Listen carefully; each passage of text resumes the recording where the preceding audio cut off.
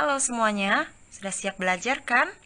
Nah, hari ini Ibu akan memberikan penguatan kembali materi siklus air yang sudah kalian terima 3 minggu yang lalu. Nah, seperti yang kita semua tahu, air itu memiliki banyak sekali manfaat dalam kehidupan kita. Nah, coba kamu sebutkan ya apa saja manfaat air.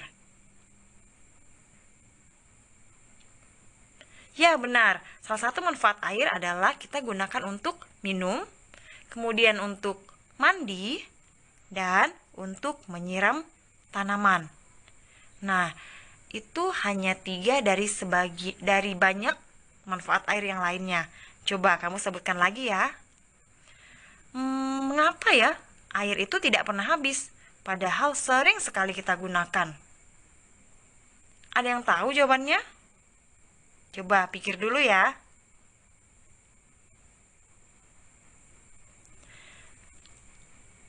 Nah, benar. Itu karena ada siklus air.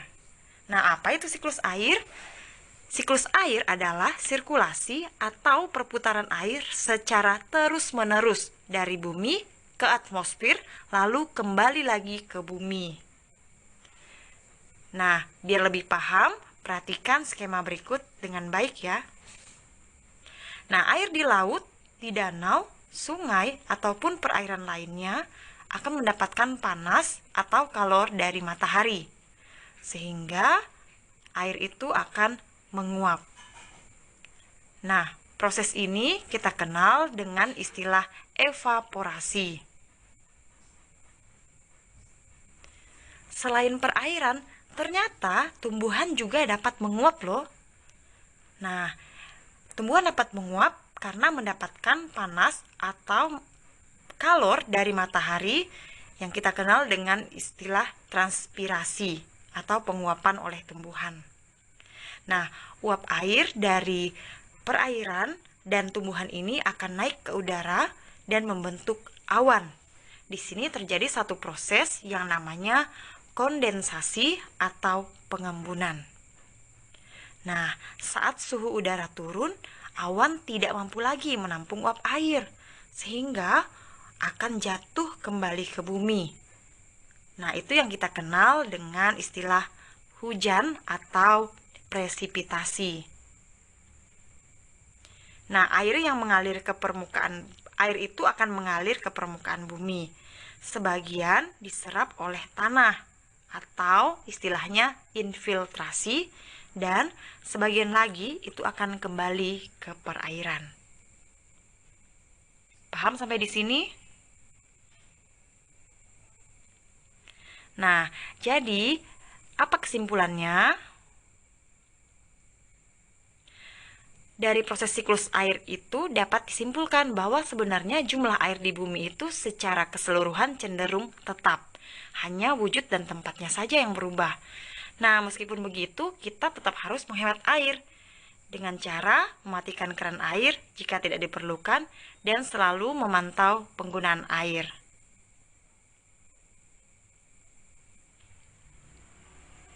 Nah, berikut Ibu akan berikan tips yang lain bagaimana cara menghemat air.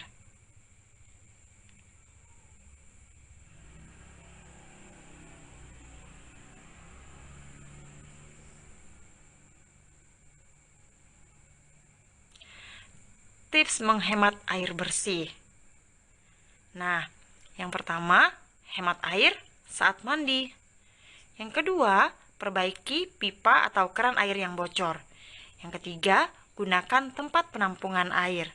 Yang keempat, gunakan air seperlunya dan tutup keran jika tidak diperlukan. Dan yang kelima, membuat sumur resapan. Yang keenam, manfaatkan air bekas pakai untuk menyiram tanaman.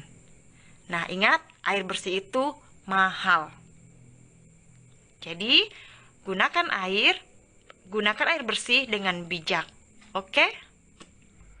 Nah, bagaimana anak-anak? Apakah kalian sudah memahami materi siklus air yang sudah dijelaskan? Nah, supaya kalian lebih memahami dan lebih mudah mengingat apa saja sih tahapan yang ada dalam siklus air, maka Ibu akan kasih dalam bentuk lagu. Nah, nanti kalian dengarkan dan coba ikuti di rumah ya. Penguapan itu evaporasi, menjadi awan itu kondensasi. Air jatuh ke bumi itu presipitasi, air menyerap itu infiltrasi. Penguapan itu evaporasi, menjadi awan itu kondensasi. Air jatuh ke bumi itu presipitasi, air menyerap itu infiltrasi. Gampang kan lagunya? Nah, jangan lupa kalian coba di rumah ya. Oke, nah sekian pembelajaran kita tentang siklus air, dan sampai jumpa di pembelajaran berikutnya. Jangan lupa belajar di rumah.